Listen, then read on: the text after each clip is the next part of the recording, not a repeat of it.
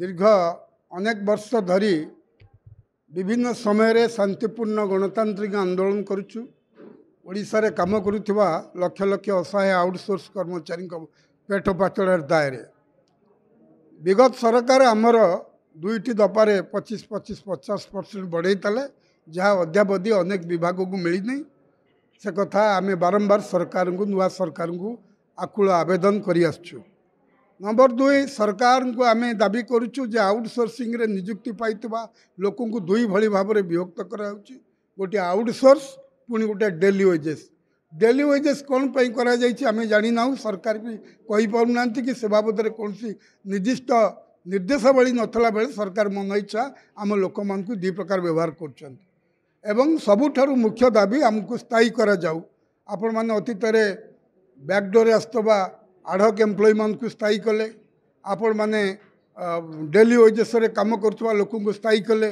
तेबे जो माने बहु वर्ष धरी निरविच्छिन्न भाव में संतोषजनक सेवा जोगैकरी विभागर विभिन्न कार्यक्रम को सफलतार सहित परिपृष्ट करुछंती सेमान को स्थायी करिबारे सरकार तारतम्य कहीं आम मुख्यमंत्री की देखा करूँ, बहु बार देखा करूँ, मुख्यमंत्री पर आलोचना दाबी करूँ किसी फल होना।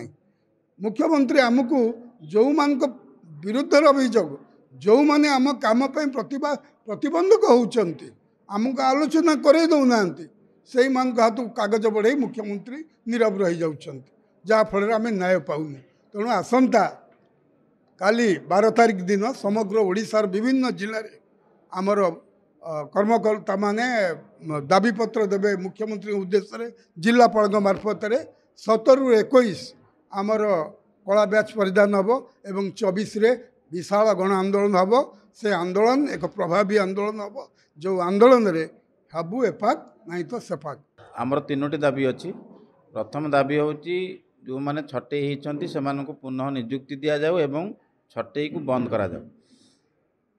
द्वितीय दाबी होची डेली वेजेस आउटसोर्सिंग दुई प्रकार व्यवस्था करा जाइछि सेमानक एकक व्यवस्था करा जाऊ एवं सबु आउटसोर्सिंग कर्मचारी समान सुविधा पातु जेमिति कि मैटरनिटी लीव, काजुआल लीव एवं जहाँ मासिकिया भितर दरमा पाउछन्ति आउटसोर्सिंग कर्मचारी माने डेली वेजेस माने सेटा पाउ नाहंती से माने 4 दिन कटा जाउछि तांको छुट्टी दिया जाउनी समस्त की एकक व्यवस्था करा जाऊ।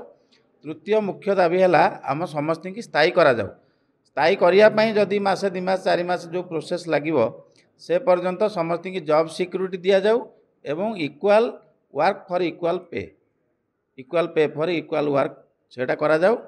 एवं एबे गोटे आमर उप मुख्यमंत्री आमर जो भौणी मानक पई डिक्लेयर कले जो पीरियडिकल लीव सेटा भी आउटसोर्सिंग भौणी माने पाउ नाहंती जो माने डेली वेजेस रे अछंती समस्त की समान सुविधा दिया जाऊ। आमर ये 3टी मुख्य दाबी सार कहले आसंता काली सबु जिलापाल माध्यम मुख्यमंत्री उद्देश्य 11टा समय मेमोरांडम दि जाव।